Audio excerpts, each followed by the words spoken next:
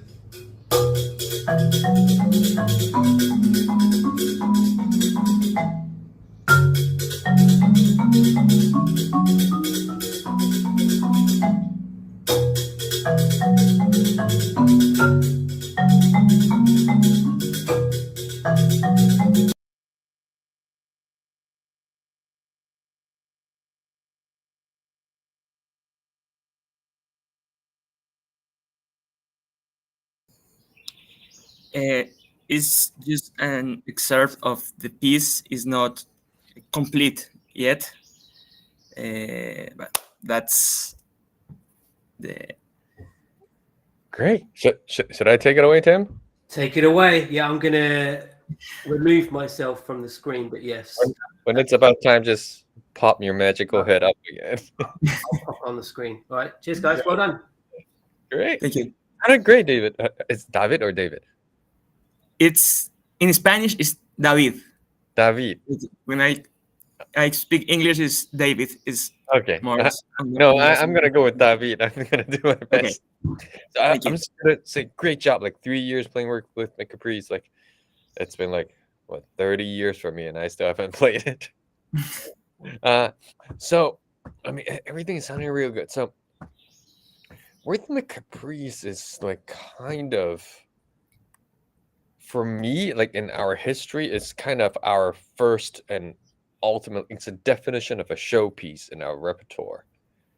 Like as in like this shows it really dazzles. It's everyone like we see this thing and it's immediately like an eye catcher. Like whoa, what am I listening to? What's happening? Like so we first of all, I think we need to establish that character. And I know you're still like working on some notes and trying to not miss notes and everything. But by the time as you work up to your recital, I think that's your goal, is to be able to relax and just like wow, like just be like Yeah. don't be shy about it. You just have to let it go. And as kind of one of the first points, actually one of the first things I notice when people play this piece and I get so stressed about is looking at their legs. It's just that entire first bit is just so tiring of like how you have to like go Yes. squat. But yeah, which there are a couple of things we can do. One is practice your squat, is actually just like away from the instrument and squat and just kind of walk around, like practicing your stance. So when you're at the instrument, you're more comfortable doing all those moves and being balanced with the weight. Because every time I notice like there's a chord change, especially when you have to reach up to the accidentals, I Yeah. see you put your hands up first and then your legs kind of shift. Whereas if you kind of like if you just kind of practice this and then kind of like move around or like do this kind of practice, this is probably a first and like WBG practice master class. I'm just like seeing this guy doing squat, like kind of practice this for a little bit, like you would do like with like what do you say, football or soccer? Yeah. Tim would say football, but you know that for me is the first exercise. With this piece in particular, I wouldn't normally recommend like footwork with marimba or percussion. It's because it's not, well, actually with multi pieces, yes, but oh, I'm out of breath. I'm so out of shape. But and you know, I usually play sitting down. That's also another reason why I haven't played this piece, because I can't get to the edge parts. But so that's important. And then second, I think it may be important to examine your instrument height for this piece. But And I don't know if the altitude, say, I don't know how to say that in English. It's correct for me for this piece. Like I normally use the marimba in that position for playing on the notes, but I don't yes, know yes, it also works in the same way for this piece using those rings. so I mean, for this piece, I was going to recommend maybe raise your instrument height a little bit, Okay. so that all the first bits is easier to do. And then I mean, but it can't be so high that when you actually do normal playing, you're like up here. But that's what I recommend. But but for instance, how tall are you? I don't know how to say that in inches. We use meters. Yeah. 1 meter and 67, maybe. Okay, 167. Okay, yeah. So Short. so it's no, I'm just wondering like what your instrument height would be. Oh, that's actually it doesn't make sense. You have to go maybe slightly above belly button for this piece. That might be more comfortable. Okay. Yeah, but you're gonna have to experiment. Just wherever your comfort, test out where your comfort zone is with the edge parts. That would be the first thing, and then showboat, and then for me, this is gonna be a recurring theme for the entire class, and this 90% of my teaching is about reminding people to breathe with their playing and with the music. So even before the first note, can you just like air play the first chord? So you're at the marimba. Can you back up a little? Yeah, so I can see your entire body. I want to see your hands. Like, show me like this. Let me.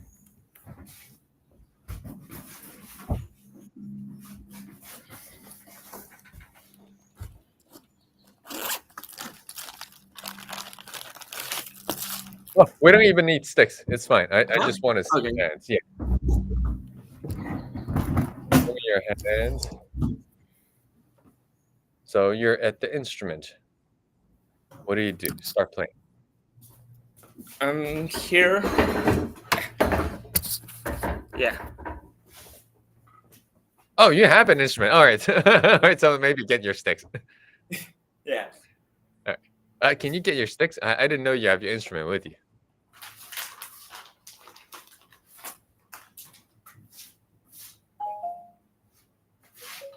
All right. So start playing. Like your concert started. The first piece is Rhythmic Breeze.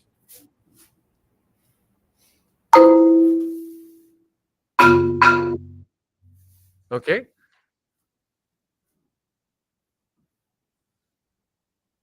Do it again. Once more.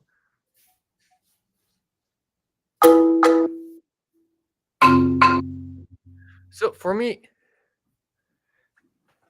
both times are a little different. The first time you actually breathed in tempo. Excuse me? The first time before you played, you breathed in tempo, like bum. But then you breathe quick, like at an upbeat like that. But your hands moved like this. Bum. Your hands moved slow, and then you started the music. Whereas, I think the breath and the motion and the music needs to be all connected and the same. So, if I were playing this, I'll go to an instrument, and I don't like to see people do this before they play. Like, do that off stage, and then go to the instrument. You're ready, and then, I mean, don't play marimba with snare drum sticks, but like go to the instrument, think about it, put your hands into position, and then I'll think about the first chord, think about the tempo, have this pulse in my head, and then go, bum. This establish the sound you're gonna get from the first note already. This preparation along with your breath, bum, or is it bum? Because that gets a different sound. Okay, got it. What do you think? Yep. Like I never uh, I never thought about my breath before start playing. I'm just thinking about the chord and Yeah. to hit the side of the note. Yeah. But I actually don't think about that. Yeah, I think for me that's something like quite often I find like percussionists forget to do because we need to incorporate our breath into our movements. Otherwise, everything is less natural. When we're incorporating or using our breath, our sound, our music making is a lot more natural. There's less we need to think about because it's like if you're exercising, if you're moving, everything is if you're running, you're probably like going along with your strides. Like I do like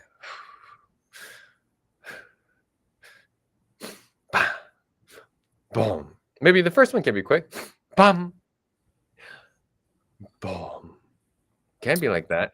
Yeah. This preparation, this breath already affected the sound. You want to try that? Yeah. Yeah. So let's try the first one quick. Bum. Boom. So naturally, the second one is slower prep, and then you'll get a warmer sound. Your stroke speed would be slower. Boom.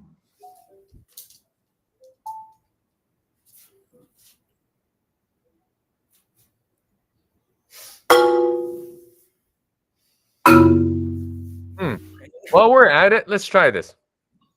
So you don't actually need to always do this too. You can also just do a breath.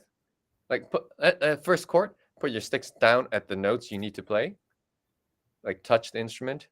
And then when you breathe, lift it 1 inch. And then just bam, like explode the sound out.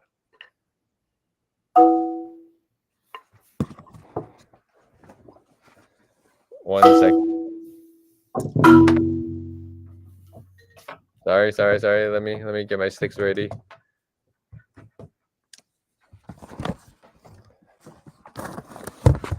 Then actually, let me find out what notes these are. Dun.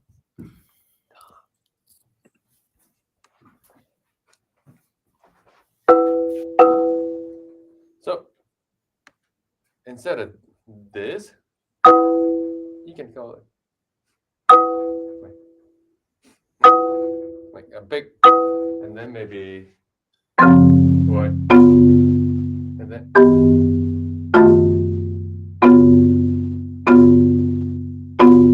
versus.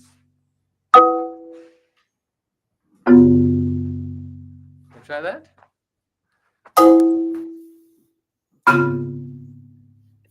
The first chord is not bad. Can you?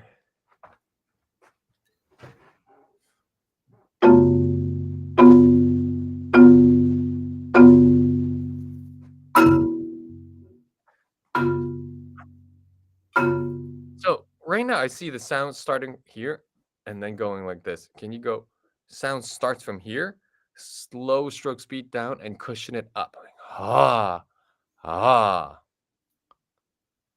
For the bottom chord, yeah. Start high. Start high, yeah. Breathe slow breath. Ah. Yeah, you could give it a little bit more energy.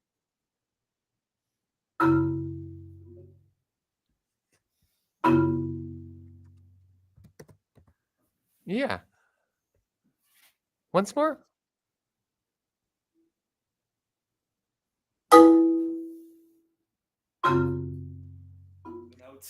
Yeah, but that's getting there. Make sure you're breathing. Like the first one is bah! Big old breath, and then for the big chords, I like to remind you to use your upper arm too, not just here, not be too much like this. It's if that makes any sense.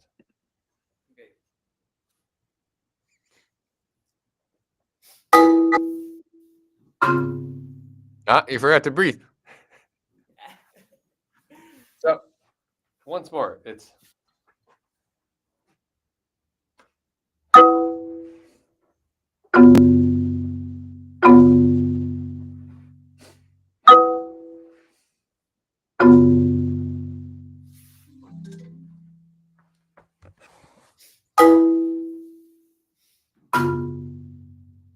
yeah, that's the idea. So you could think really about the first note being a big upstroke, like immediate, like if you're touching a hot pan, like, and then the second one is jello.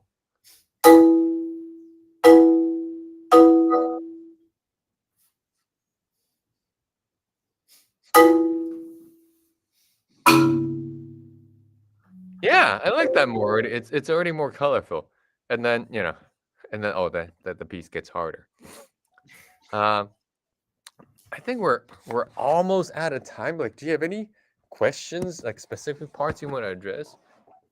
I like my principal question about all this thing is, in general, like when you have a hard repertoire, not just on marimba, in general, how do you avoid that kind of repertoire? Like, for example, for me in marimba, there is some excerpts that technically it's hard, but I actually don't know how to study that short thing.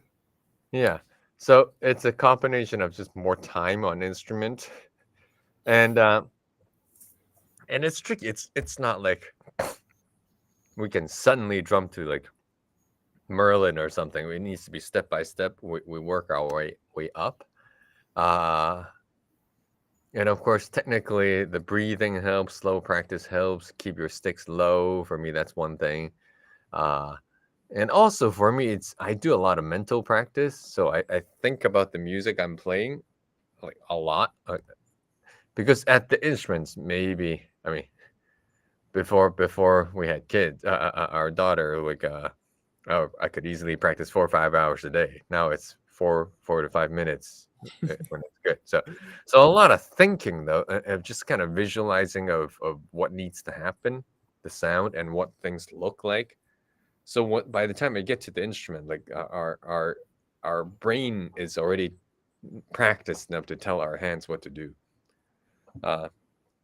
And of course, that doesn't happen overnight, because that also happens at the same time in conjuncture with years and years of other practice of linking what our brain and what our hands do, not just with repertoire, like scales or like easier pieces. Although admittedly, I don't practice scales. I've never done it. So I should have done more scales. But yeah, it's a combination of everything. So if I'm guessing, maybe there are some pieces that you've been really wanting to play, but then your hands aren't there yet. Is that right? Yeah. Yeah, me too. We'll get there eventually. It's just one step at a time.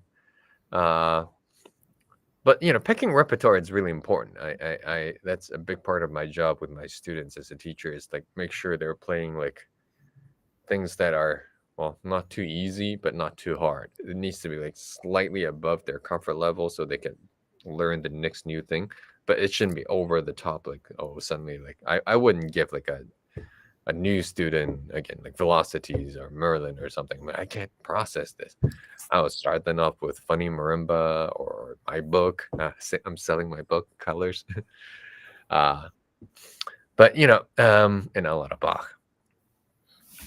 So yeah, that would be my short answer to that. Okay. See, Thank Tim. you for that.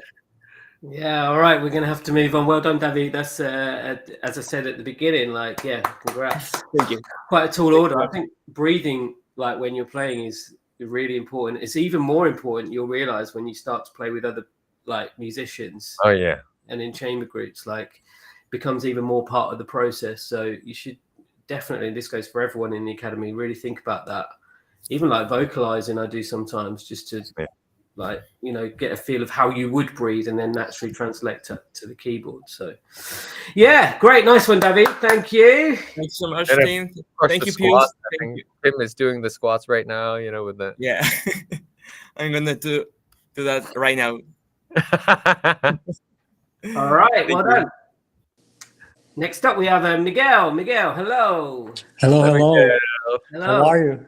Good. Do you want to introduce yourself and what you're going to present? Okay, so my name is Miguel Antonio Garcia Moreno. I'm from Colombia. I'm 31 years old. I finished my master's now, and I'm trying to pursue more percussions degree because I don't know why we're crazy about it. So I decided to start this academy with the idea of getting videos of myself playing to see what I can choose to apply for a DMA. That's like my goal. So I was a little bit like afraid of showing the things that I've been playing, but I need to learn, and it was a surprise to be a part of this amazing community and being with such an amazing teacher. So I'm just excited to be here. Well, I can speak on behalf of Tim that we're excited to have you here, Absolutely. Master Garcia. Absolutely. All right. So there's about 4 minutes worth of excerpts from Merlin here, just to give you a heads up. So I will duly go off stage and cue that up for you. Just give me a second.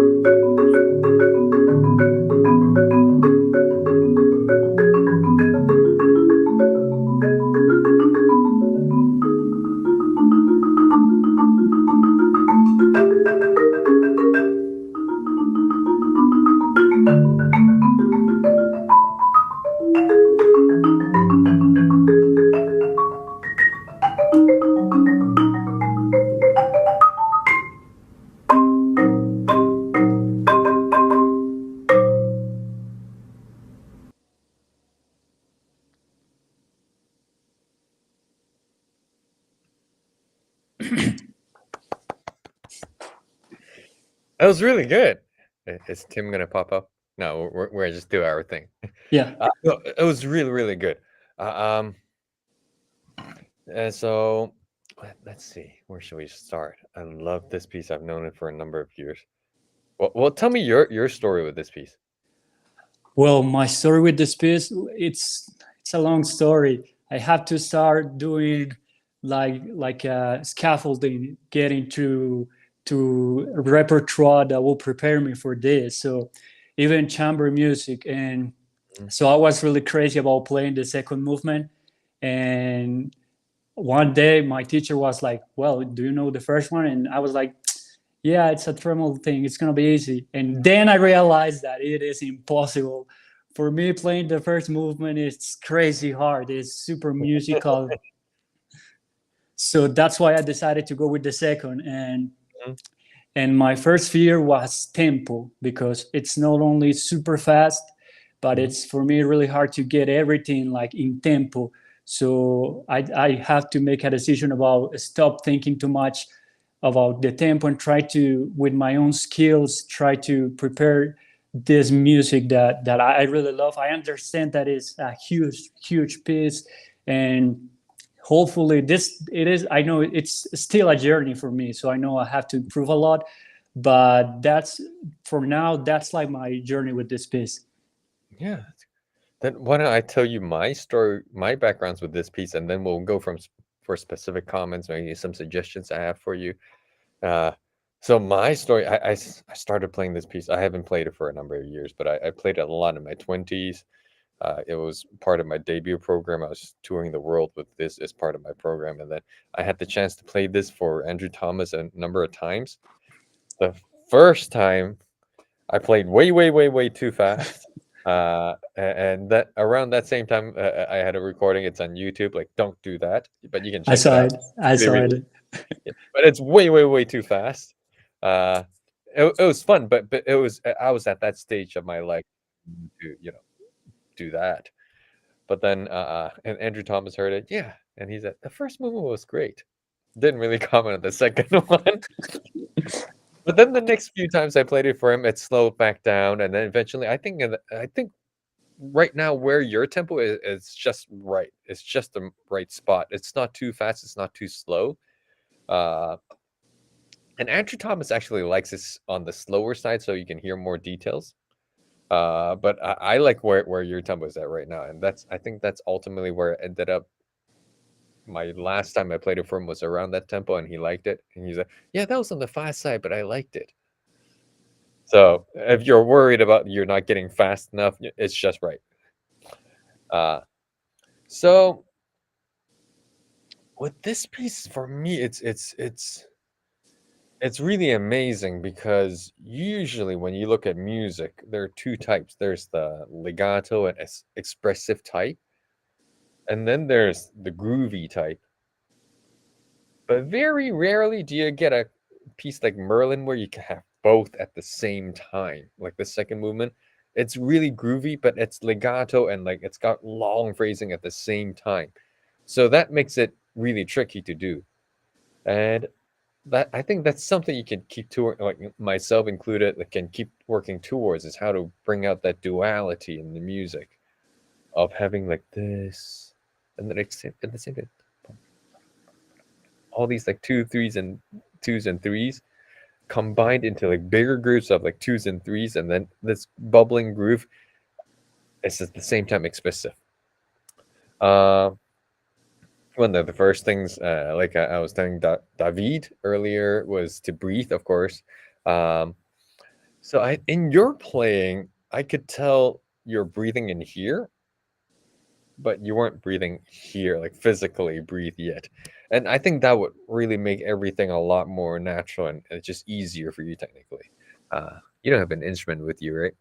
No, I wish. We can just talk. So, and then another thing about this piece that's really magical, I think that's really important to recognize, is two other things. When the music is introverted, when it's extroverted. Do you know these two words? Yeah. So when it's kind of like bubbling inside, and when do you go out and grab people by, well, in this case, the monitor, and go, you know? So in the beginning, it's kind of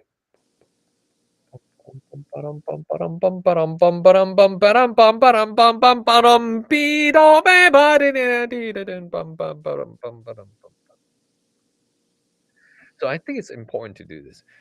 From what I heard just now, it was you're kind of like staring at us. You're giving us all the information the entire time. Why isn't it something? Sometimes you kept it more inside. Like it starts from you're playing for yourself, and then the music peaked out a little bit, and then it comes back in. And for me, this whole opening phrase is brilliant. It's just it introduced the entire, well, range of the instrument, the spectrum of your color for the entire piece. Introduced like the back and forth between this and this in like the first, what, 2 lines or something. Uh, and also, I think it'll be really cool for me technically with the articulation. In the beginning, it's soft, but I need to get that articulation, so I'm using, like, smaller strokes, but a lot faster. Ba, ba, ba. Oh, and another thing I wanted to compliment you on is you're very careful with the articulation markings, the 2 neutos and accents, and obviously you paid attention to the groupings of 2s and 3s too. So that's really, really important. So from what I heard, you already laid the groundwork of everything, like, very solidly. And that's usually, takes a lot of people a lot of time, and then they went straight for the feeling first, and instead of like, let's get the details first, and then the feelings will come. So you're ready to that the next parts are easy for you because your groundwork is solid. So so in the beginning, maybe a little bit smaller strokes but quicker articulation. And then as the sound open up, I might relax my stroke a little bit, especially at the top with the kind of like E dominant 7, D da D da with the octaves. John, John, John, John. I might relax it a little bit. Gong, gong, gong, gong, gong, gong, gong, gong, gong, gong, gong. And then as I crescendo, I might a little bit again. And then there are also this, and then the next bit, and then also for these 2 parts. So with Merlin, a lot of times you can't exactly, say clearly what's melody, what's not. But most of the time you can definitely clearly say what's the bass note. And with that bass note, we trace kind of like the harmonic direction. And then that one bass note is our tension and release. We need to follow that as a guide. So using this part as an example, and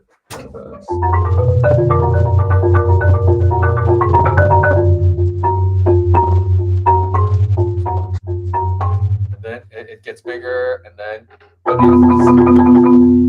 essentially it kind of stays on the F then. Wait, hold on.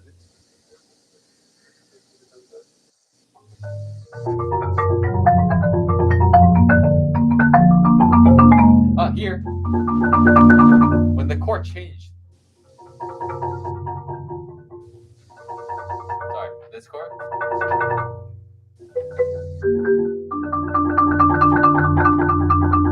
It opened up bigger. We need to express that expressivity.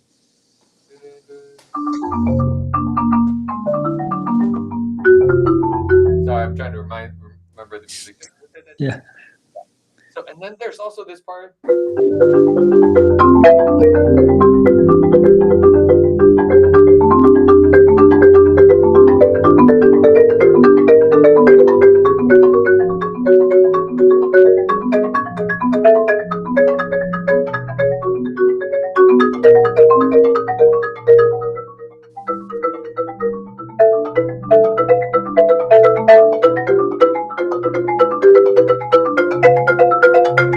All that needs to be, have that harmonic direction.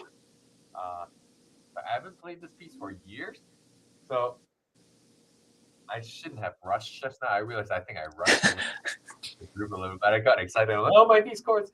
So, and that's the tricky thing about this piece. Like that's harmony wants to lead us to move forward, but I need to kind of keep the groove grounded. So it's how like they're working together, but kind of fighting each other at the same time. So it's that, and that's the amazing thing about this piece. That what makes it interesting. But I don't know if you heard just now. I was trying to bring out the harmony a little bit. So it's the all these notes are outlining chords. We need to have the chord structure presented as like a like you would with Bach.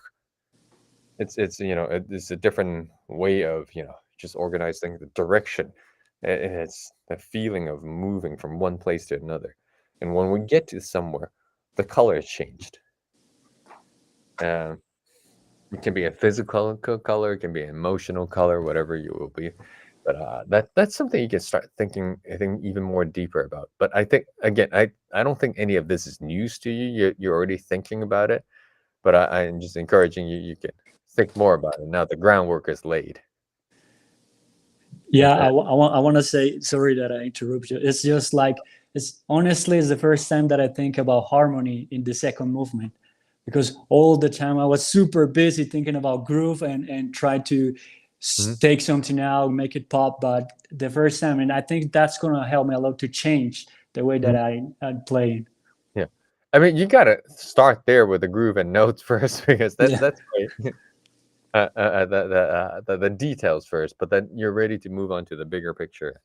And also that harmony and the width of the harmony, like sometimes it's kind of small, sometimes it's an entire range. That would help bring out the introvert versus extrovert character of this piece, like of the different characters. And then what was another thing? Oh, and there's a small trick. Usually the lower notes I do more of this kind of stroke. The higher notes I do more of the upper strokes. Like I was doing the same thing with Davido and Rhythmic Caprice, but in this piece it's even more important to bring out the colors, the range of the instrument. What was the chorus? Oh, like up, down, down. Let me exaggerate that a little bit.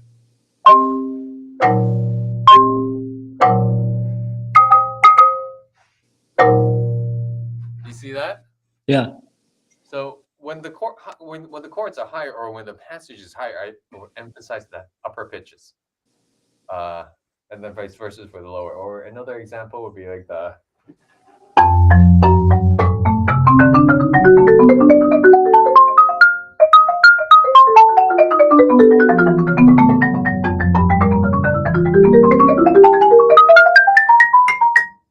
I missed a lot of notes. You get the idea of the lower notes being like the higher. Does it make sense? Yeah, a lot. Can I ask you a question? What about when you have to play octaves, like da da da da da da?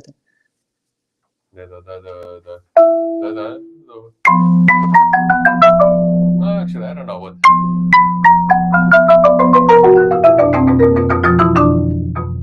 This part you just kind of have to squeeze, but actually maybe.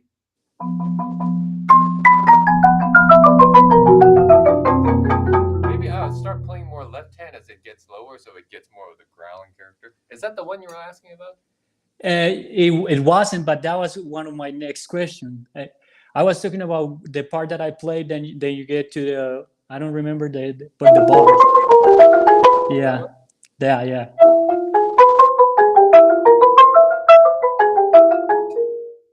This was just so hard. I just hope and pray for the best. For me, this one I ate with accents.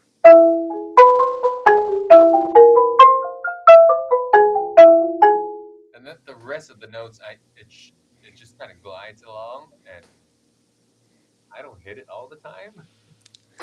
Yeah. But again, it's been years since I've actually performed this. I still teach it regularly, but I haven't worked on it. For me, getting the accents only and thinking about the accents or like passages like this.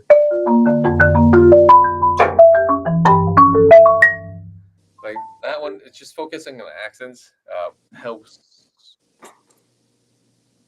make the passages a little bit more doable. Mm-hmm. In a sense, yeah. Yeah. Yeah, let's see. And then what else can we talk about? Do you have any questions? I don't know how we're doing time. Yeah, I got just one more question. I know the time is short, but I've been struggling to pick up a good mallet for the second movement because I really like the Nancy Salesman's sticks for the first movement. I think works good with me and the marimbas that I use, but for the second movement, I just don't know what to choose. Your sticks or maybe Keiko, I don't know. If you ask me, I'm gonna always recommend my sticks or Erico sticks. What instrument were you using again? It's also a Yamaha, but it's the little one, not the Keiko. Yeah. I mean, if you ask me, I always recommend my own or Erico sticks. And for the first movement, you might experiment with like actually, I would still use something like mine, but I might wrap it in like a little timpani felt, Mm-hmm. like a thin layer of timpani felt, so it has no contact sound. That's kind of fun thing. It doesn't make a huge difference on stage, but it's kind of nice for me to feel like, oh, I have no contact sound for a tremolo. And sidetracking to the first movement, one of the most important things of the first movement is the pulse. It's still the rhythm, actually. I don't know if you've thought about that. No, any recommendation that you want to give me about the first one? The first movement, I think I see a lot of people play it freely, but I'm like, no, you need to, like, there's a conductor there. I mean, the pulse is not like this, but it's very important to have a little conductor in you. And because that pulse, that heartbeat guides the entire piece. And when he writes small accelerando and small retard, follow it, because those help guide along, again, the phrasing and the harmonic structure and the whole structure of the entire movement. And I always thought the first movement is interesting in how, at least in the beginning, actually most of the piece, the movement chords are on beat 2s and 4s. Because that really gives it a different feeling. It's not like not da-dum, that's more settled. But when the movement chords are in beats 2s and 4s, it's more da-dum. But it's always kind of like not stable, and you're kind of like looking for the next thing. And I talked to Andrew Thomas about it, and that's exactly why he wrote it like that. He didn't want it to feel settled. He wanted to always be searching for the new thing, like kind of like bottomless. Does that make sense? Yeah, a lot. Yeah. So I mean, you and me both. This piece will probably take me another 20 years. Well, in 20 years, I might not have the technique to play this anymore. Well, I should have practiced before I demonstrate it. Oh, I'm in so much trouble. Oh man, thanks, Pius. It's an honor, man. Thanks a lot. It's sounding really good. I already tagged IP, so you're all good. Yes. Stick slow today. Yeah, nice one, Miguel. Thank you very much. Sounding really good. Oh, hey, Thanks, hey, Pius. message me about a DMA if you're for real interested. Yeah, well, that would be amazing. Yeah. Yeah. Alrighty, so let's well done, Miguel. Let's move on. We're going to go to Venezuela now. We have a Luis, hopefully. Luis has had a few internet connection issues, so are you there? Voila. Hey, Hello. and he's with a former WPG alumni from the academy last time, David. He's going to translate, so you're all Hi, good with David. He's sorted. So, welcome. Would you like to introduce yourself and what you're going to present?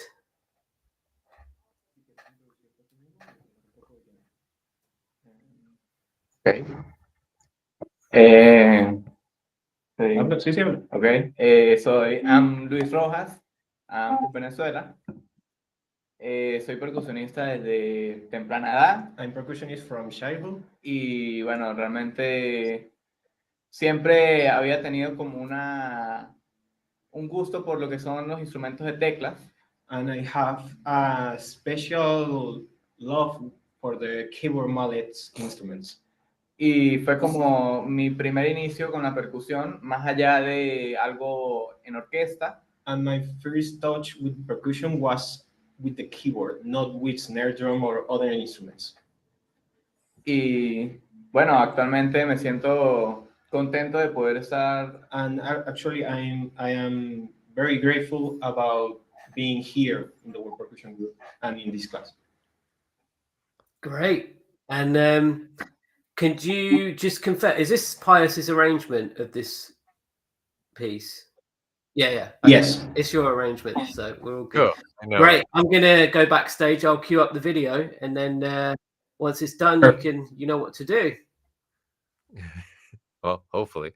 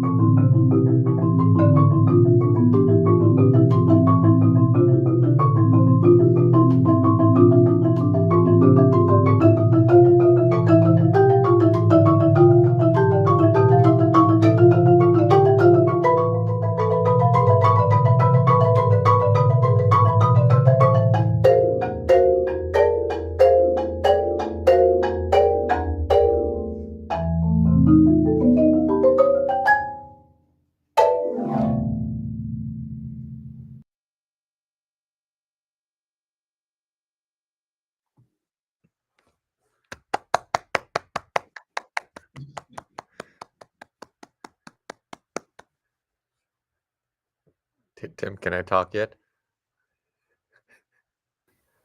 Go for it. I mean, that was really, really, really good. I don't have much to say. That was really amazing. I mean, great job. Okay, thank you. So, what should I say? I mean, this piece is in 3 sections. I mean, I was actually texting Tim like, this guy is really good. I don't know what to say to him. We were saying like maybe breathe, but then you're already doing that. Dicen que capaz te iba a recomendar que respirases, pero que ya estás haciendo. Okay. You are, right? As you were playing. I noticed it was very natural and you're just breathing with that. So I didn't seem like you needed reminders.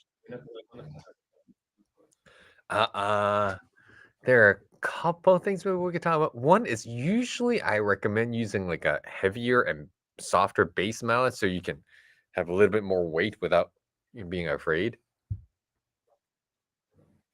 Okay, sí. Sí, yes. Eso, bueno, para el momento de la grabación At the moment of the recording, fue un poquito complicado porque tenía 2 juegos de baquetas. it was difficult because he only had 2 options of mallets, Unas muy pesadas one heavier y unas muy livianas que son las con las que grabé. and one lighter.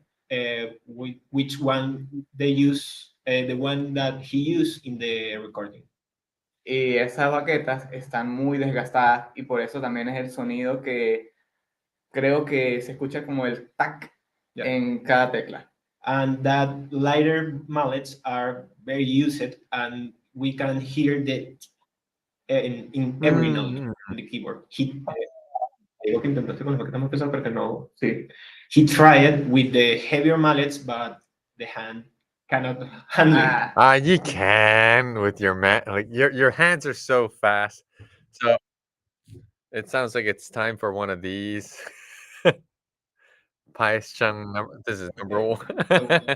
Or Erico Dymo mallets. Sorry, they're over there. I'll grab them later. So, but like I said, it's really, really good. Usually I have to remind people to groove and to keep that. But you're already doing that. Are you doing that consciously, or are you just feeling the music that way? ¿El tema del beat, inconsciente o simplemente te estás dejando llevar? No, lo hice consciente tratando de que fuera constante. Like, It was conscious and Yeah. constantly. But and I could hear and I could feel it. You were thinking about that. And actually, for me, you got to the point that you're not thinking about it. You just kind of feel the groove. So that's the best. Él dice que no ve la sensación de que tú estás realmente forzando ese groove, sino que simplemente se siente bien. Ok, sí, lo traté de hacer lo más natural y tratando de que fuera. He was trying to make the groovier possible in the most natural way. Yeah, and you're doing that. So, especially in the first fast section, even the build towards it, and the last recap, you were doing that really well. But maybe we could touch on the slow part a little bit again. I see you have an instrument. Do you want to go there? La parte lenta. Okay. Yeah. Yeah, of course.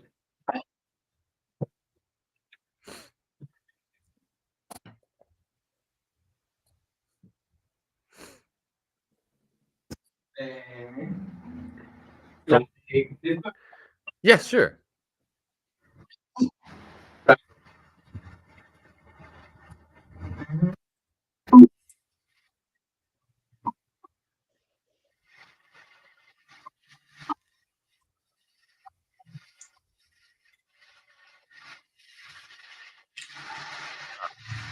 I'm not really hearing the sound.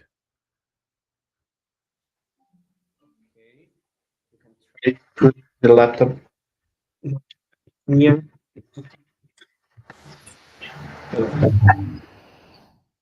Better. Maybe try it once. If it doesn't work, maybe we could just talk about it. Yeah. Okay. Right. No, o sea que no, sin tocar porque no se va a escuchar. O sea, sí. Cool. So, like I said, the fast section is really good. The slow part, maybe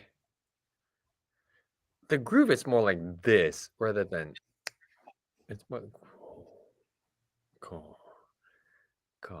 And there are a couple of tricks. What can you hear me okay when I play?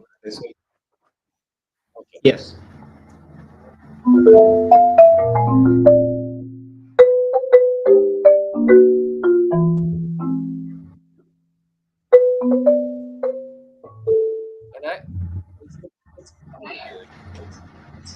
And then Can you repeat that? it's Sorry. gooier, like more like this there. It's more like a cadenza. Yeah.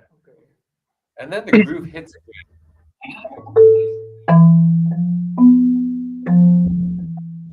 I like to do this trick here. It's kind of I hit it hard, and then I play the second note soft, but then mute the first note at the same time. I don't know if you can hear it over internet.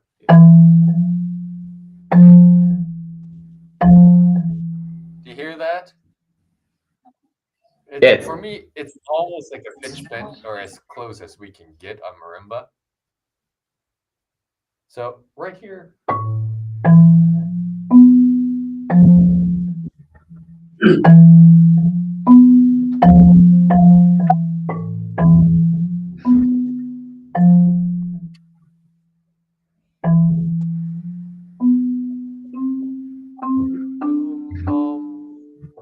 Like right now, right there, I want to usually like to stretch it so like, we arrive. Un poquito hasta.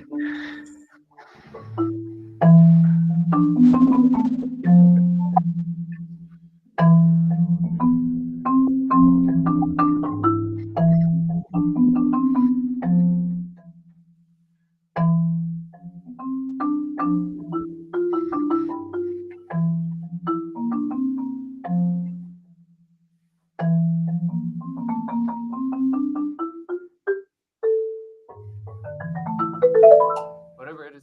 So, and I don't know if you can. Okay. I was trying to establish the groove, like dodge, like that.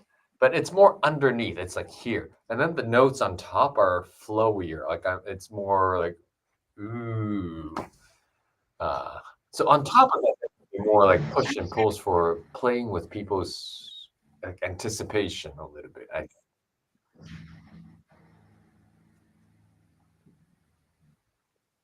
Sorry, can you repeat? So on that end section. the top, the notes kind of plays with people's anticipation a little bit, but the underneath groove it's solid. Okay. And then at least in this beginning, because we're just getting into the dark, smoky section, I always see and smell cigars there. Like, Okay. Until and then the groove doesn't get solid again. And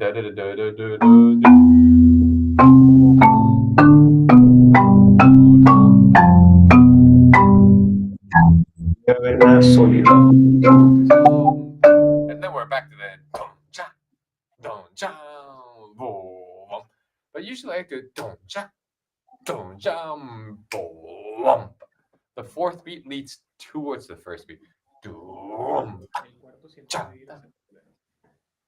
Okay. And for me, I always view this don cha, don cha, don cha, don cha,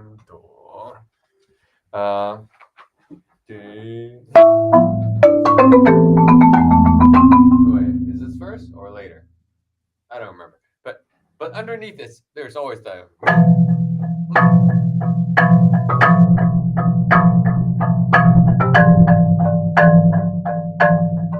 like very, very strong and classy and passionate, but not intimate.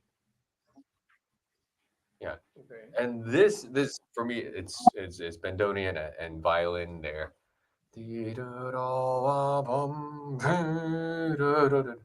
Like this part, I think you could work a little bit more towards its more this gutsy sound. Right. And ¿se entiende?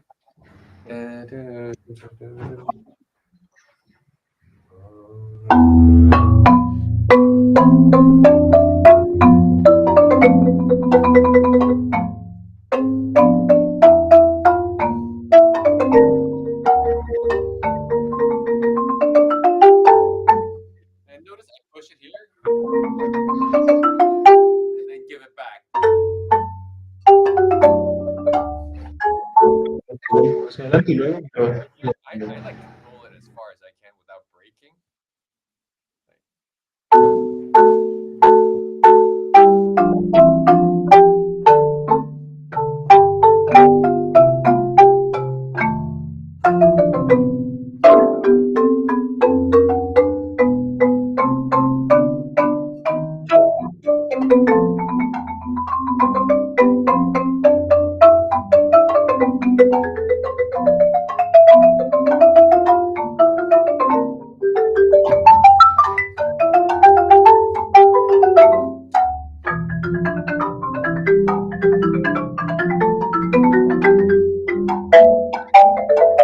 So that's another new version I wrote.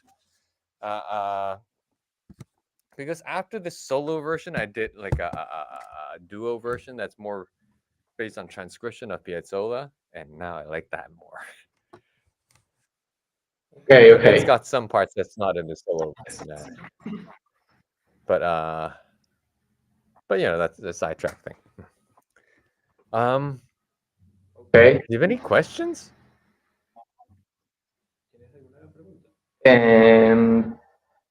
Probablemente lo que viene siendo el tema del final, Okay, at the finale, con la última escala with the last Oh, scale, yeah, yes. de cómo podría, o sea, cómo podría ser tocada. O sea, si directamente todo muy métrico o un poco más libre. okay, he was thinking about your opinion of how that scale could be played freely or maybe more strict about tempo. That last scale before the last arpeggio. Okay.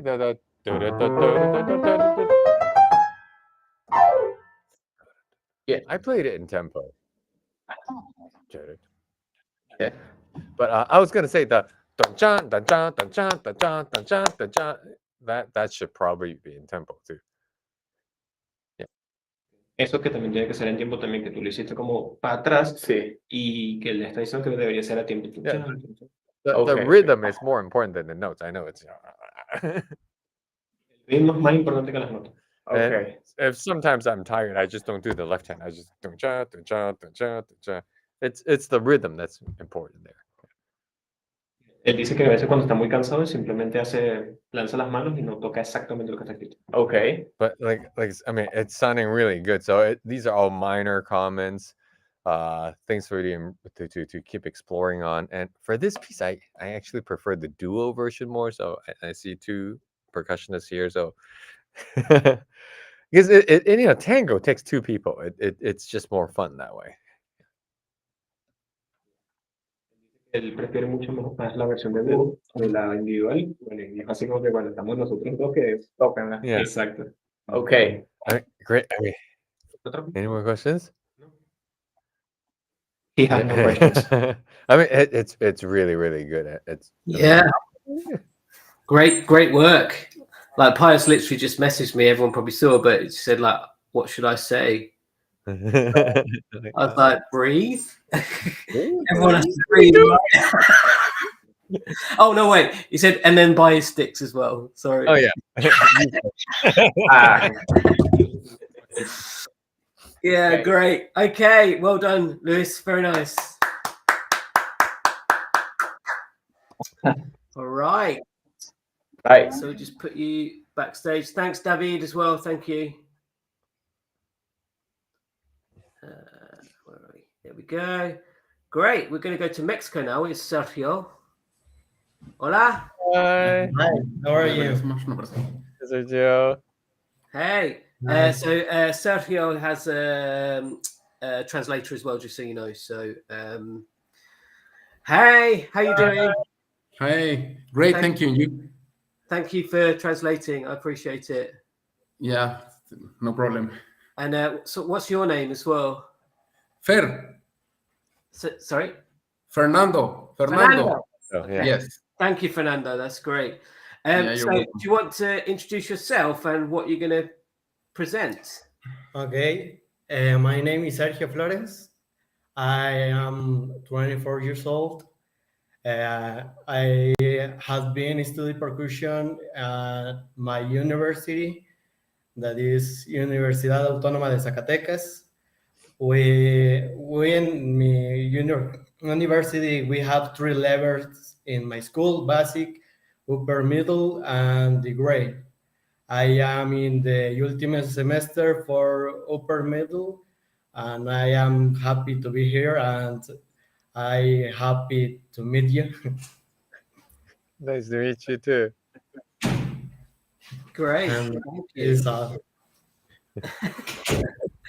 Great. Do you want to say to Pius a little bit about what your video is? Que si le quieres decir acerca de lo que trata tu vida, un poco. Es una canción mexicana, Ujú. folclórica, It's a folk Mexican song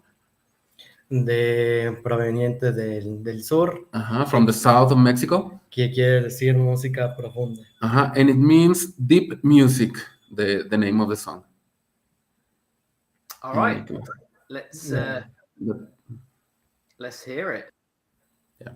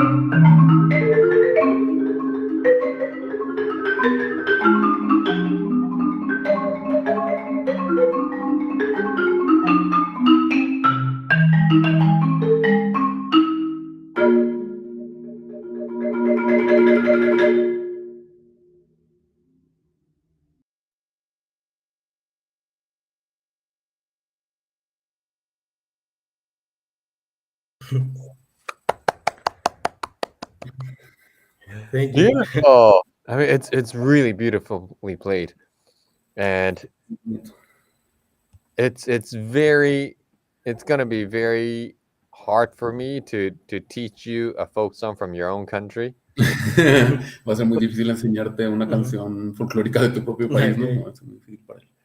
So, but I am good friends with Israel Moreno, so I'm gonna try to imagine what he would say. Muy amigo de él, Israel Sí, Moreno. oh, yeah. So, él va a tratar de decirte lo que él quiere decir. Ujú.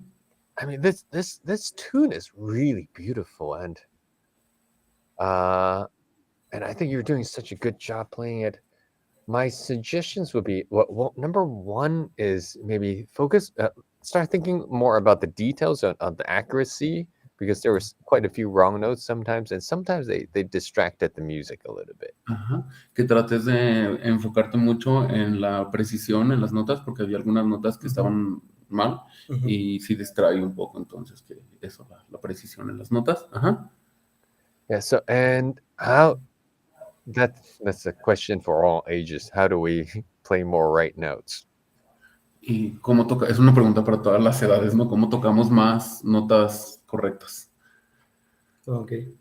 Do you have any ideas? Que si tienes alguna idea de cómo tocar más notas correctas en vez de equivocarte. Asegurando mi grip, a lo mejor. Ajá. Ensuring his grip, he says. Okay. Yeah. ¿Qué más? Any other ideas? A lo mejor estarme en la posición correcta de la marimba, Ajá. por así decirlo. Be in the right position en la marimba, como tú parado o ajá, como standing in the right position. Actually, this is a really important one. A lot of people forget where they're standing, and they need to stand in the right place and then reach for things instead of like all the time. Que mucha gente eso es lo que hace, ¿no? En vez de estarte moviendo tanto, pues mejor pararte en la posición adecuada. En vez de, a veces mucha gente piensa que tienes que moverte de un lado a otro. And then let me give you a few more like tricks maybe for accuracy. And it's gonna go back to the theme of the day. Number one is breathe. Ok, respira, es un el tema del día. And so with the breathing, it helps with just making everything natural, and then it helps with eliminating the unnecessary motions.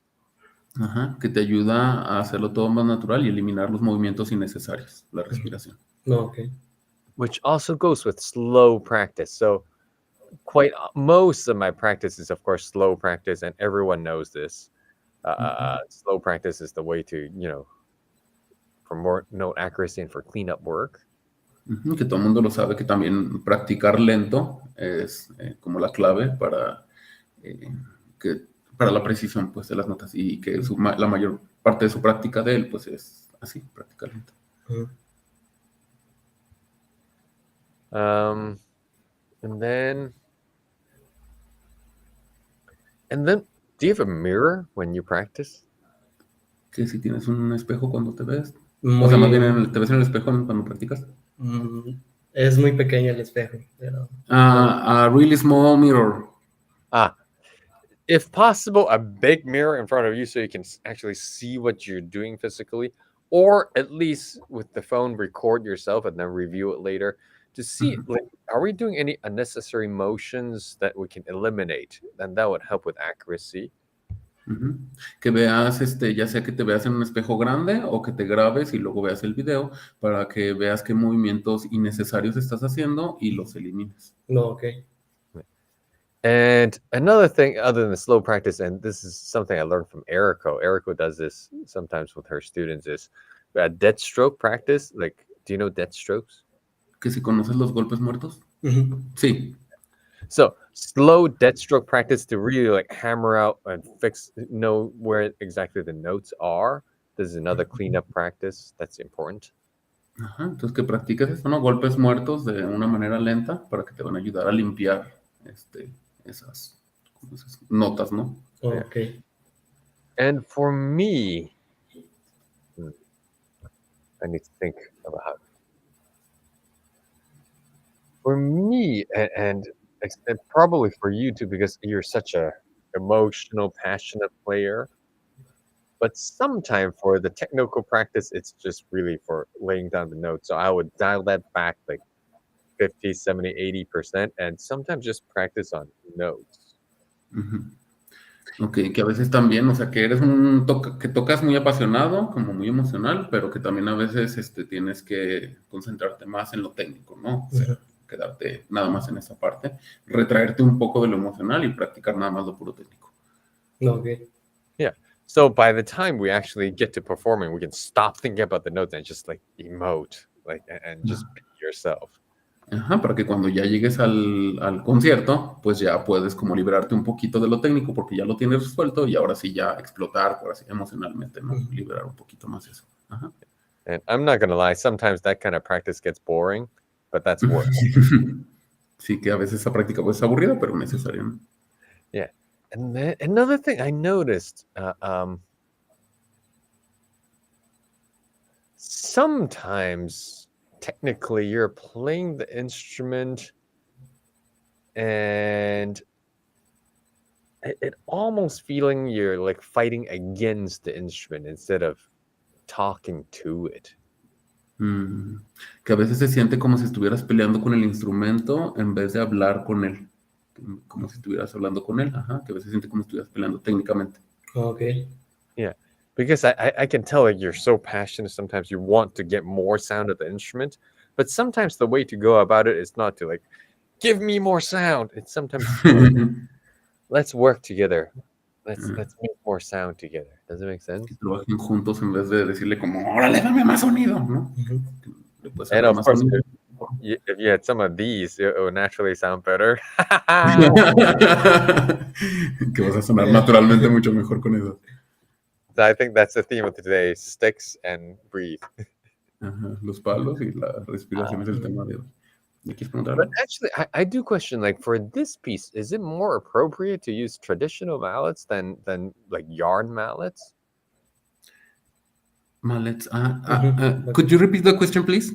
For this piece, is it more appropriate to use like not yarn mallets, but the traditional mallets with the what do you call that material? It's almost not rubber, but I see on like traditional Mexican marimba mallets. Ajá. Here, Que that's sí, almost será más rubber. apropiado para esta pieza tocar con estos palos Tradicional. tradicionales o con los otros. No sé cuáles son. I never No tried los it. conozco. That's a question. I don't know. Que solo es una pregunta que realmente no sabes. Pues nunca lo he intentado con baquetas tradicionales. Ajá. Porque es muy diferente como que a lo mejor el traer baquetas tradicionales a baquetas de concierto. Solo tengo baquetas de concierto, por así decirlo. Ajá. Okay. He has never tried using traditional mallets. He only has, solo tienes de concierto. He only has concert mallets. So, yeah. I mean, try it, because sometimes in this piece, I have a feeling maybe the yarn might be fighting the music or the instrument. I'm not sure. Que a lo mejor el recubrimiento de las maletas estas está peleando en contra como de la marimba, ¿no? Que lo intentes. Ajá. No sabe, que lo intentes a ver qué pasa. All right, so enough about technique and sound. Let's talk about the music. That's more interesting. Sometimes I feel like, because it's such a beautiful tune, it's such a beautiful song, sometimes I feel like you're almost overdoing some things. Él siente que a veces estás sobreactuándolo o haciéndolas como más exageradas. ¿Quieres que le diga lo que me dijiste? Right before he told me that it seems like he's overacting something. He was trying, but he says he was trying to stop the sweat falling to his eye. So it seems like he's with his eyes closed and everything. I do that too. Just go, But then, sometimes, with beautiful music, we just don't do anything, and sometimes that might be the best. Sí, a veces con música muy bonita, pues no tienes que hacer realmente mucho, ¿no? O sea, ya estás bonita, sí. No, And okay. that versus the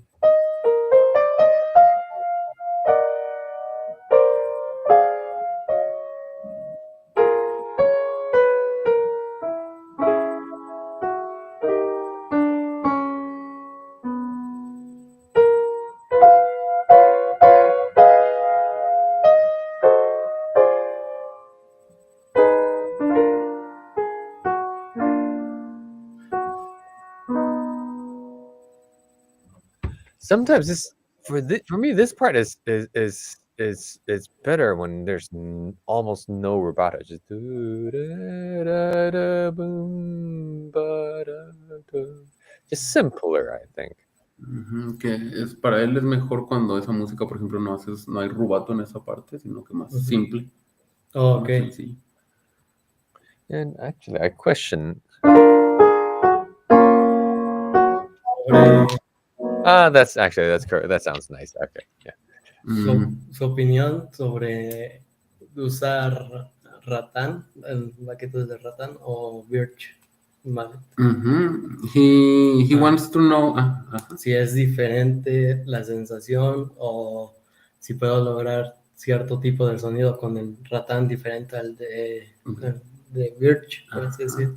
He wants to know your opinion about the difference between using rattan mallets and birch mallets. If you can get maybe a different sound or something. In general, I think I just follow what Keiko Abe taught us. Is usually cross grip people would use rattan mallets, and Stevens or that grip people would use birch mallets, because cross grip there's less flexibility, so we need flexibility from the sticks. Well, the Stevens grip, the grip is already like floppy already, so you want something more sturdy. But no, I think just whatever sounds good. ¿Qué es lo que sea está bien? O sea, usually I prefer rattan mallets, so there's more cushion in the sticks, so I have to work less. And usually I wrap the sticks. There's another Keiko Abe thing, is just, I wrap the sticks so I don't have to hold on to it tight. It can be loose. There's less chance of it moving up and down. And this wrap helps absorb some of the shock from the stick that gets back to my bones, so my hand might hurt less. Ya que normalmente usa las de ratán, ¿no? Porque le dan un poquito más de dexteridad para tocar, que también de la parte de aquí donde se agarra, como que absorbe un poquito el golpe y entonces a él le molesta menos, como en las muñecas. Entonces que normalmente usa las de ratán, por eso. Okay. And I definitely do this more with drumsticks. I wrap all my drumsticks, so because that small vibration, because I want my sticks to be loose. And when I hit, there's a vibration that shocks back to the bones. After like 10,000 times a day, your bones, you start to feel it. So sí, ya que siempre envuelve sus baquetas en esa cosa, ¿no? Porque dice que pues si ya después de 10,000 veces de estarle dando, pues si te lastimas la muñeca. Okay. Especially for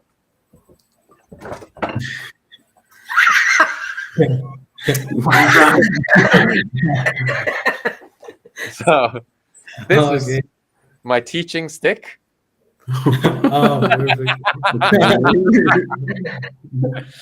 Oh, which note did you miss today, huh? Great. It sounds really good. Beautiful bees, beautiful playing, and say hi to Israel if you see him. All right. Thank you so much. That's well done, Sergio. Very good. All right, we're going to move across to the US of A now. Lorenzo. Hey. Good morning. Good morning. The floor is yours, young man. Do you want to just introduce yourself and what you're going to present, and then I'll cue it up. Yep. So I'm Lorenzo. I'm from Texas, USA, at the University of Texas at Arlington. Cool. I'm 21, and I'm in my third year of undergrad. Great. Nice to meet you, Lorenzo. Nice to meet you. All right. Shall we? Oh, do the video? For solo, whenever it shows up. I'm playing Umbral Ambitions. It's a newer work from the drum corps side of Okay, things. cool.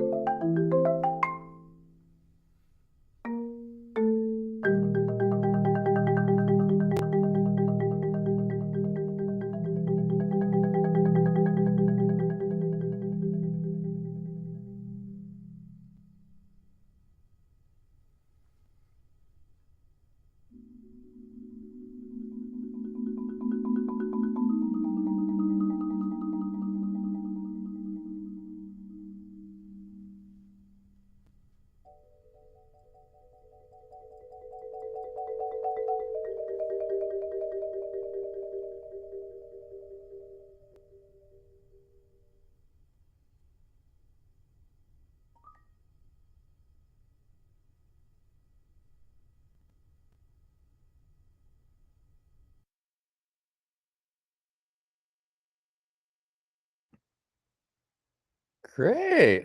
Sounds really good. I dig the piece too. It's got some Cangelosi feel, only prettier and better and not dumb. So that's cool. I mean, it's really good. I laughed when I looked at the music. The first bar, it's just there's one giant line with the fermata. It says "breathe." I'm like, did I teach this guy? It's amazing. Can you tell us a little bit about the piece? Sure. So I haven't marched any drum corps. It's just one of my friends was doing it. But the piece is kind of like, it's about a battle, a great battle, kind of imagining the end of a story, but the villain wins. Oh, And what I'm hearing from the whole piece is villains in stories are always conflicted.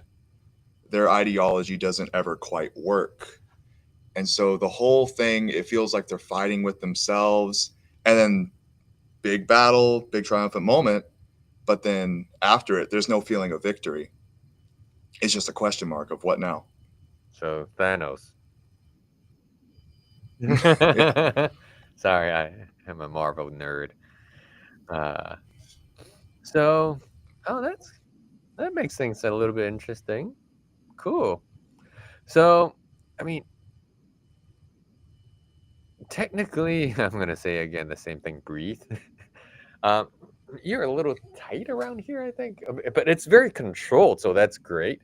But I think if you just loosened up, I think, I mean, however many years I've been doing Tim's WPG, I've always done this exercise, so I'm gonna do it again.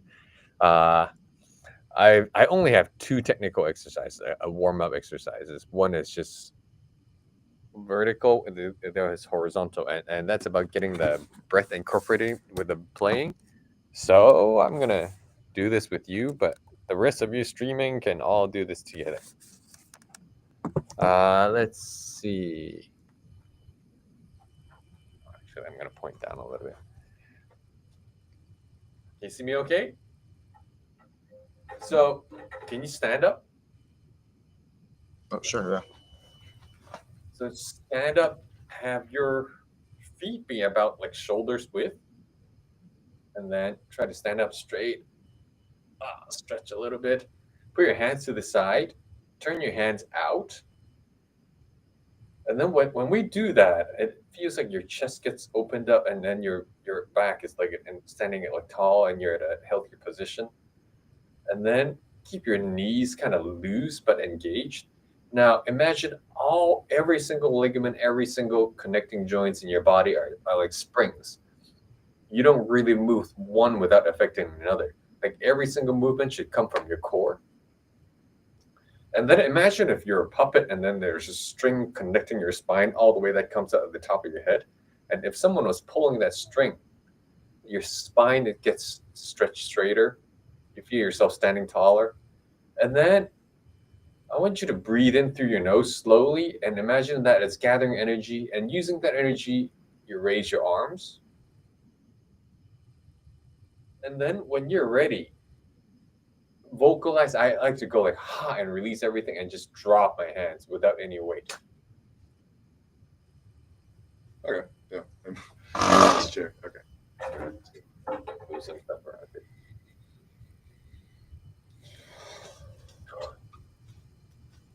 And for me, that gets our basic, big general sound, open tone. You can do that on marimba, on any notes. You can just drop. Actually, I'm going to do that.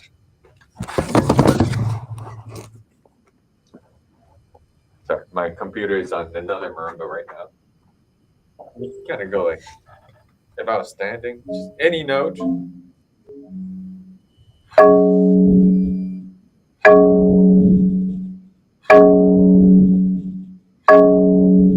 You see that? And then there's a step number 2 to this is, 1 second.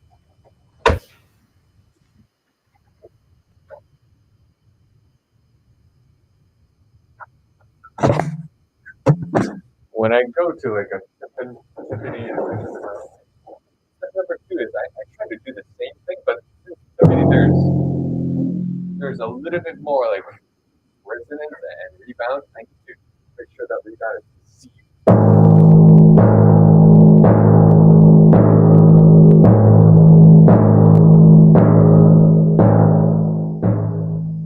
For me, that's step number 2 of practicing a general good tone. It's easier for me on marimba because there's no rebound. I just let things go.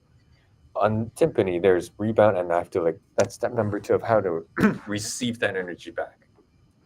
Now that's exercise number 1. It's important, but in your case, I think exercise number 2 is even more important, and this piece in particular, because there's a lot of sideway passages. The other is just you're simply breathing in one direction, and then breathe out, and you imagine you're sweeping clouds. This is like Tai Chi 101, literally. And notice my feet. I'm not doing this, I'm doing this. Entire body is flowing.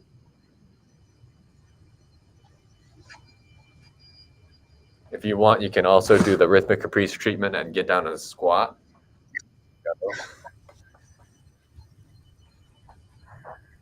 Tim is going to excerpt this out and make fun of it for 5 years.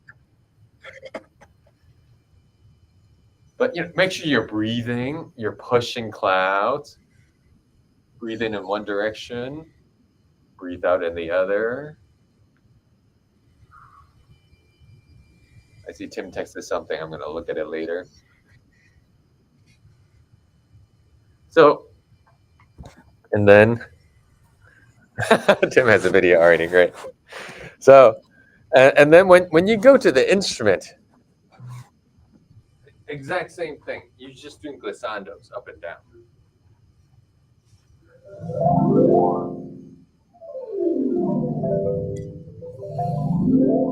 And for me, I like to, as practice, sometimes to really get the feeling of and sound of legato, I'm gonna just kind of keep doing glissandos and then maybe mix in a passage.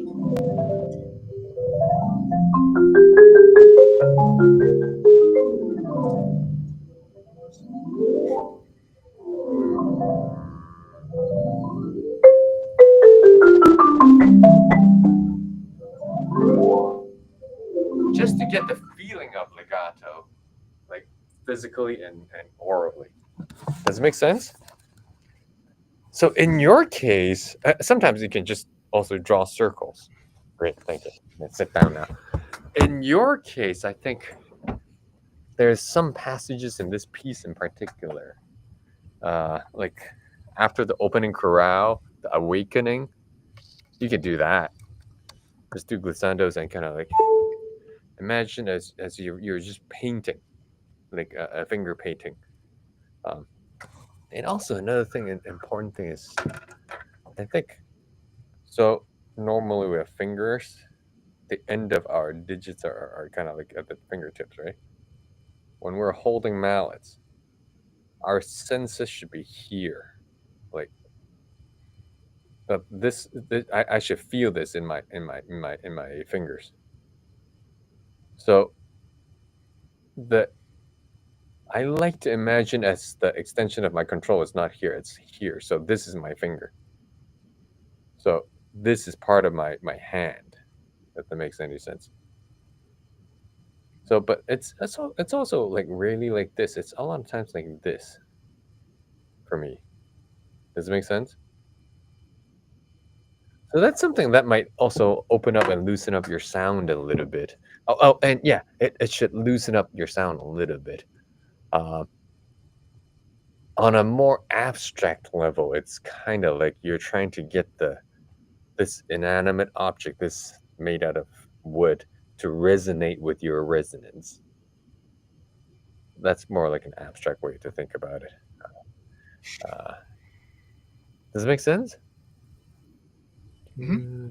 And then another thing you can think about in this piece, or in all general music, is actually, well, I see, breathe with the phrasing.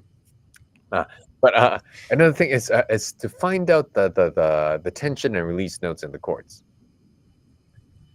Which notes squeezes, which notes releases. So in the, let's see, this beginning.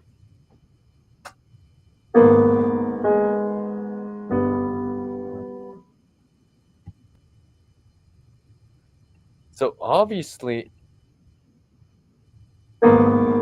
this chord,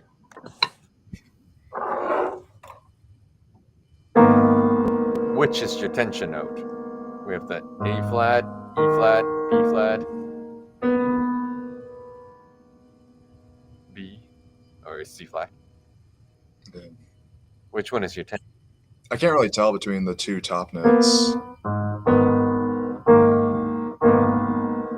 And let's call this interval the tension. So you want to squeeze that, but then the moving voice is this one. So I would squeeze this one.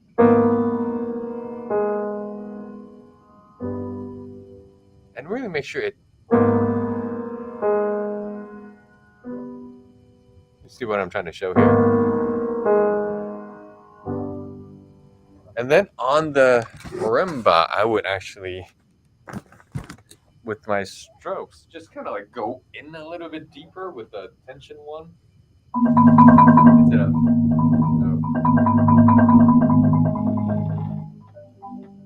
I might even like tilt my hand up a little bit so it's a little bit warmer here, but.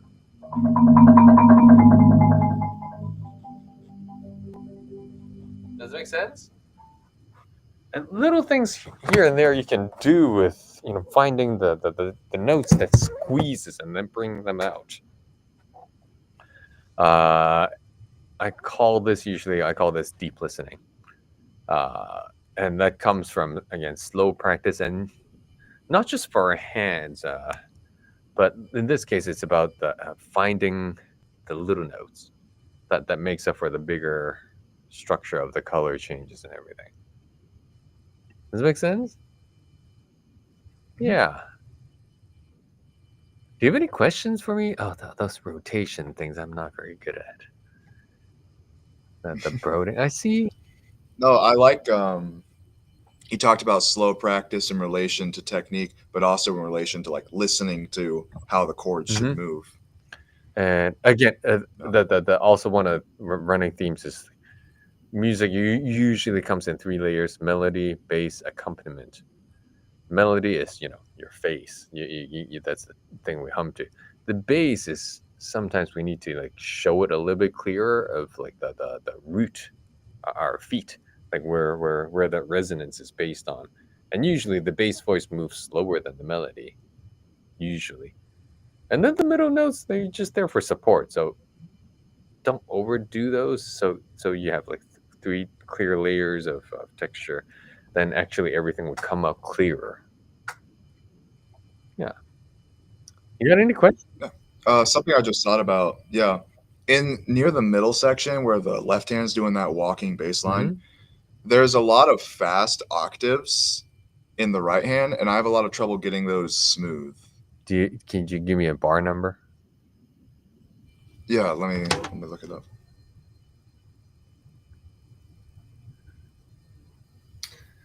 Whilst we're going, I've got a question, Pius, for you, because obviously I've seen like you do similar masterclasses, but in terms of the mindset of all of the motion exercises, is that something that you were taught or something you've just developed, or both? Both, probably both. Yeah. Yeah, it's not like a new concept. It just kind of flow. It's everyone does it. Yeah. Because I when you were doing that, I was thinking like when I put myself back to when I was studying. Yeah. I think my teacher was telling me that, but I think as well, the more I mature, the more I think about it a bit more deeply. Yeah, right. Yeah. Maybe everyone has slightly different terms or way to go about it, but it's pretty universal. Yeah. Right. On timpani, we do that a lot. You're just getting around the 4 drums. Yeah. Sure. Yeah. Sorry, Lorenzo. Yeah. No. What was the bar number? Okay, so I'm looking at measure 77. 77. Oh. Keep your hammers low. George Hamilton Green, number 1. Yeah, you just the faster things are that you have less space to move. You just have to keep your hammers low and then slide. And breathing helps. Okay, yeah. It might sometimes, if I'm really struggling, I might like sweep my notes across my mouths across those notes just to get a feel of how fast horizontally I need to move, and then might just kind of how fast am I moving vertically, and then how fast horizontally do I need to move, and then you put the two together, and then also kind of pay attention to when you need to go up and down. Those you need a little bit more extra effort. And sometimes I actually most of the time I'm doing like mini rubatos all over the place for musical and technical purposes. So all the fast passages are usually not 100% in time, because if it would sound like a finale playback. So whenever there's tension notes, I take a little bit time, even when it's like a very minuscule microscopic amount of time. And usually the tension notes are the notes that are physically harder to get to. Cool. And I think we're out of time. Yeah, thanks, Lorenzo. Great job. Yeah, that's really good. Yeah. Thank you all. Thank you for bringing us the better version of Cangelosi.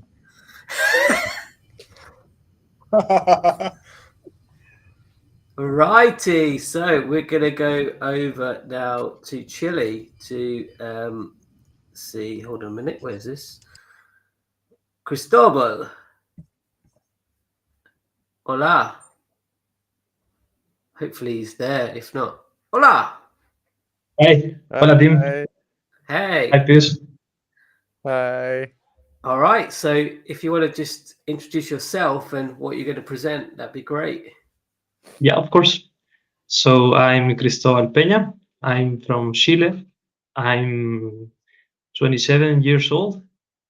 And the last time I've been developing solid pieces, especially for marimba. I've been playing in some competitions, taking classes, and learn and do my best. So it's an honor to be with you today. Great. Thank you for being here with us. So what are you playing? Oh, you're playing Verano. Yeah, Verano Porteño. Okay, great. Yeah. Shall we? As we awkwardly stare at each other, waiting for Tim. Oh, there it is.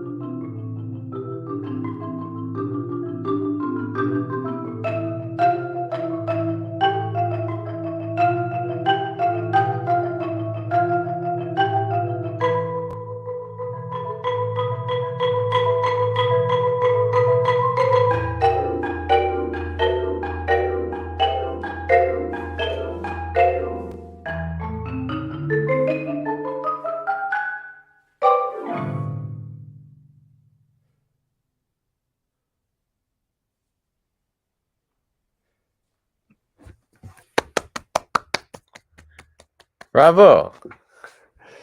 Thanks. I mean, Thanks.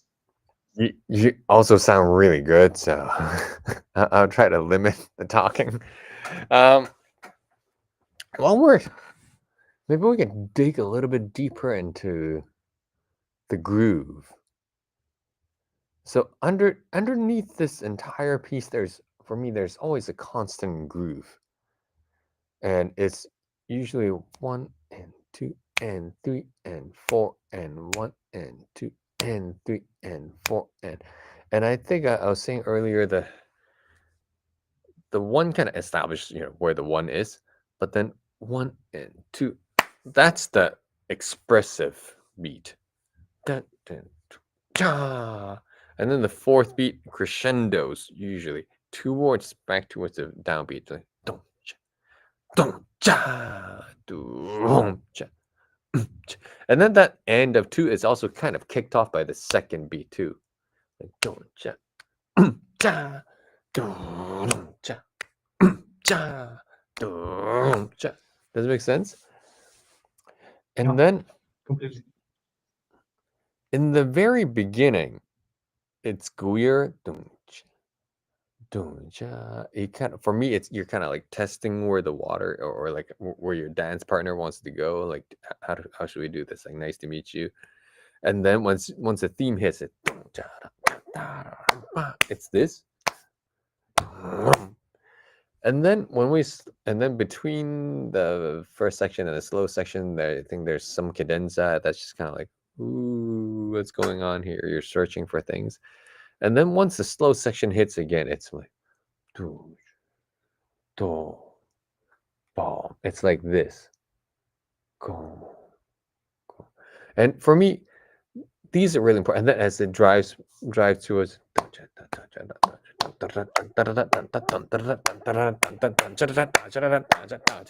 that's really important as a drive. And something about the speed of it, of which the music is played, is one thing, but the tempo is more important. Does it make sense? And by that I mean, like, faster would be cooler, but it doesn't have to be like blazing fast. It's the feeling of tempo. It's the feeling of the rhythm that drives this thing. So it can be like on the slower side on the metronome, but it still needs to have that drive. It can't be like, it needs to be,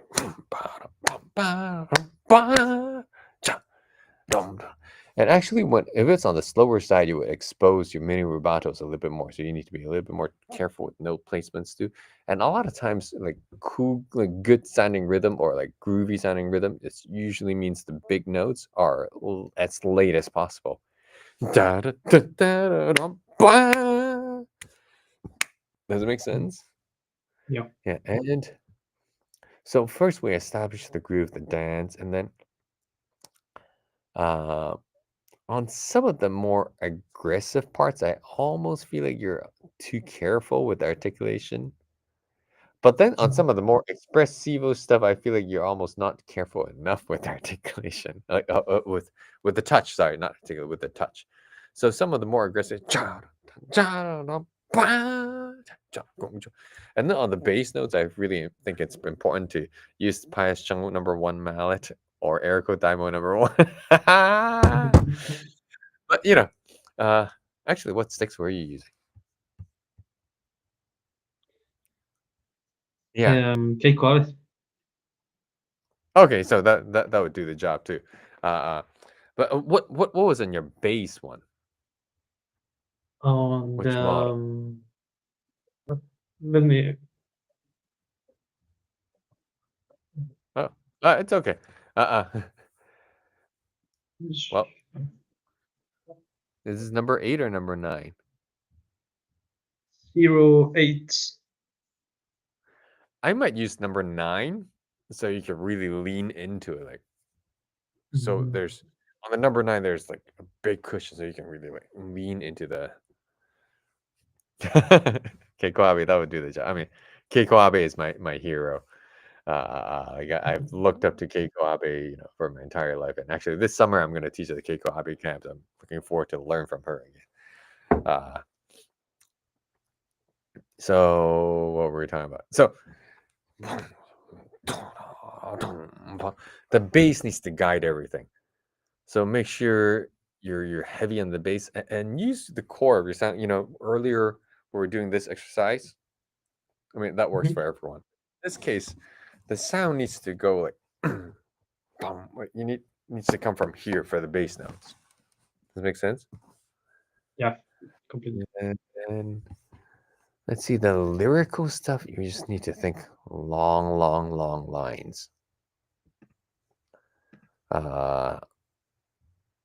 Which in marimba is kind of hard to do, right? We play one note and it's kind of gone. So we need to use the surrounding notes to help it support the harmony and the resonance. And that again goes back to the point of melody, bass, accompaniment. Having the three things, the three textures clearly layered out would help with bringing out the entire counterpoint and all the clarity of the music. Does that make sense? Yeah. Yeah, I get that. Yeah. I mean, I think we covered all the bases, especially since we taught this piece earlier this session. Do you have any questions for me in particular? Any particular spots or general questions? For you, yeah, I have a questions. I love how you visualize the marimba. It's like you're never, it's like you are always inside the instrument. Or how did you develop that?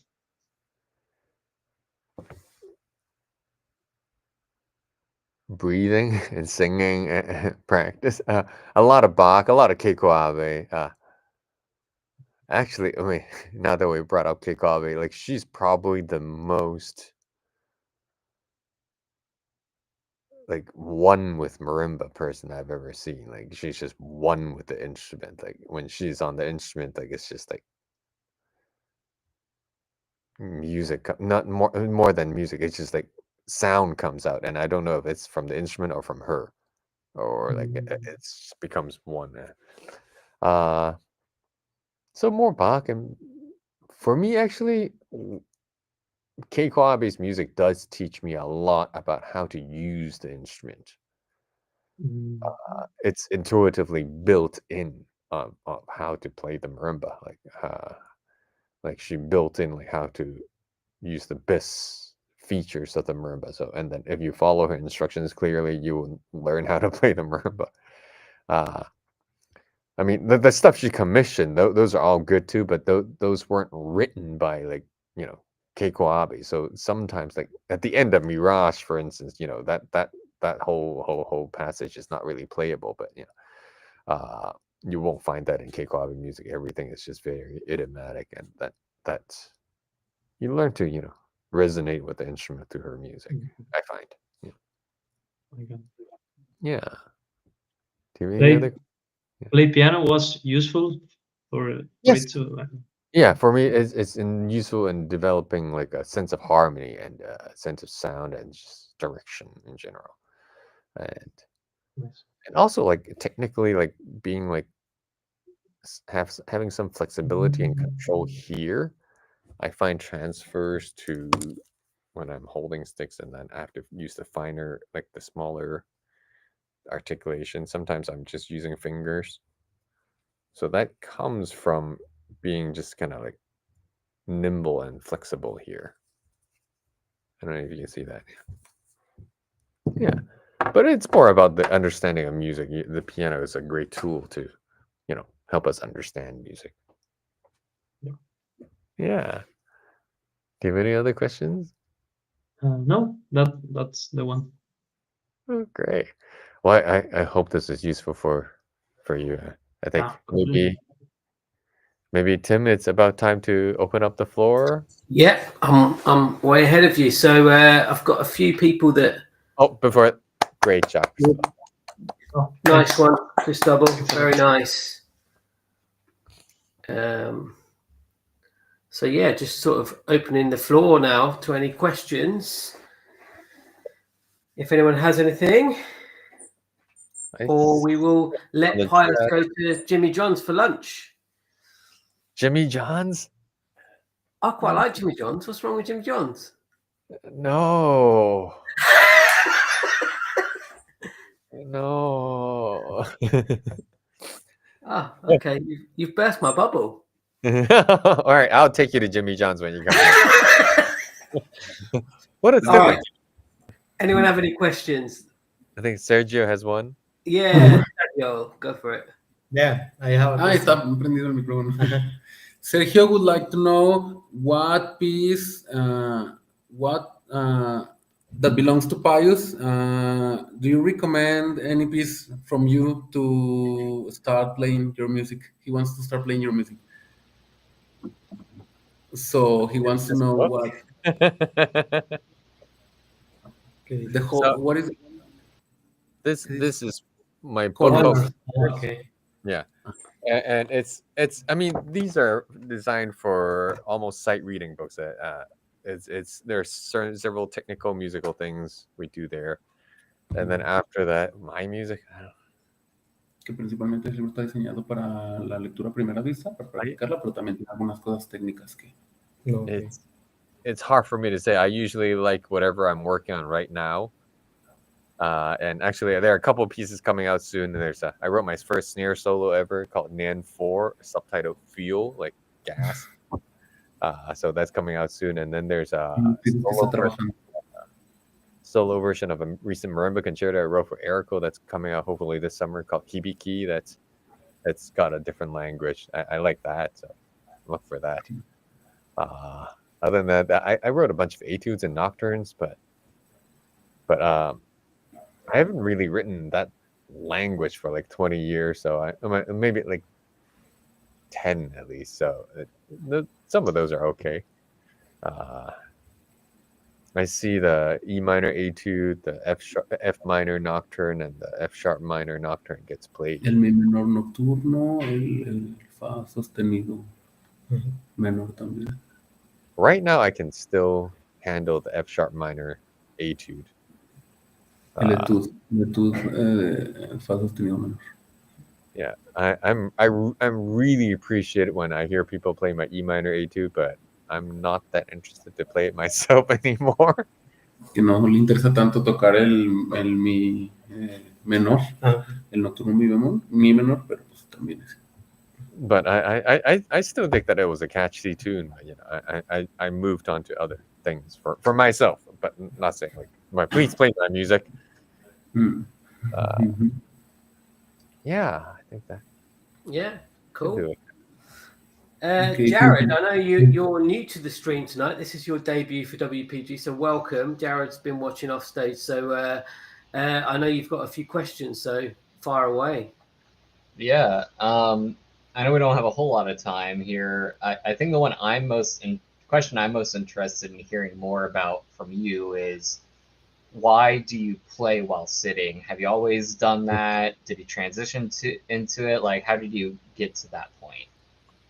Yeah, and so I was saying earlier in the class I was reworking the Goldberg variations for a concert next week, and it started with that piece because that's for those of you that don't know, the Goldberg variations is a almost 1 hour long Bach piece for harpsichord.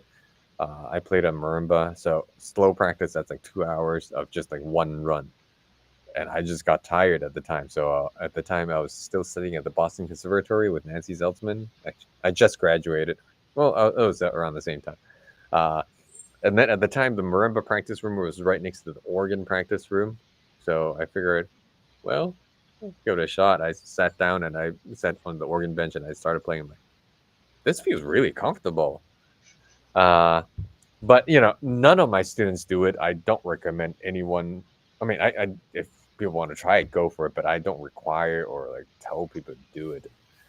For me, it works because it's not like I'm like sitting and then I'm like lounging and relaxing. For me, it's like an apparatus for me to just have a grounded base physically. It helps me be more centered, and then I can distribute my weight more easily. I still miss a lot of notes, but about standing out, I miss even more because I get nervous and I pace, so it calms me down. Yeah. And the scarf also calms me down too, because it like keeps me warm. I get nervous and I get cold, and then when I play a concert, I get hot, and then I'm dabbing myself with the scarf. So it's very functional for me. I mean, other than the fact that I know I look good.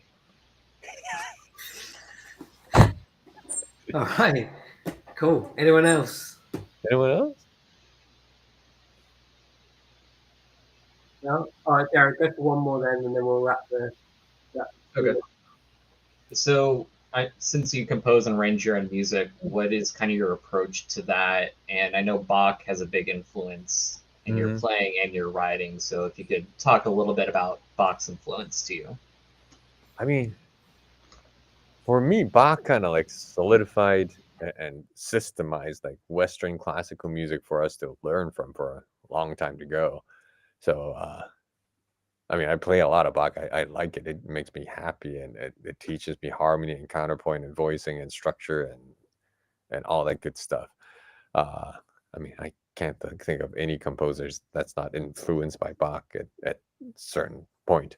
And then on the flip side of it, there's like traditional Asian music, which does not have harmony. It's just about lines, and then the structure is just about the story. Usually, it's more like a plot structure. So there's that influence. And you mix it together, and you get, I don't know what you get. You get something. And then for me, I think it's interesting to think about arranging and composing, and because for me, it's not like different things. It's the same thing. Like you can start by adapting something, and then sometimes when things don't work as well, you start changing things a little bit. And then when some things don't work quite as well, you just change a little bit more and a little bit more. And it could slowly lead to like, all right, the original thing is gone. Now it's composition, or like there's only a hint of the original. Like, sometimes that works like that. Like Keiko Abe and Bartok take some folk songs and they write their own music. Like Dream of the Cherry Blossom. She took a folk song and she composed a piece on it. So sometimes it works like that, and for me, arranging is could be like good practice for eventually leading to composing, of just how you organize sound into a coherent thought. There's the feeling of I want to say something, but there's also just finding out a system of what sounds make up for what emotion or what you're trying to say. Anyway, I kind of got off topic there, but yeah, there are certain tricks you can do and practices, which of course we don't have time for. That's another class of composition class. Yeah, great. All right, well, I think it's time to let you on your way. So, Pius from WPG, thank you very much. Thank you. Everyone sounded great. It's amazing being here, and it's an honor to start WPG this year. Yay! Yeah, you kicked it off, and we didn't have any technical issues either, so that's pretty good. Yay! It's gonna go downhill from here. Yeah. So, speaking of future WPGs, not going downhill at all, because Anders Khan Elton is next, and he is an amazing player.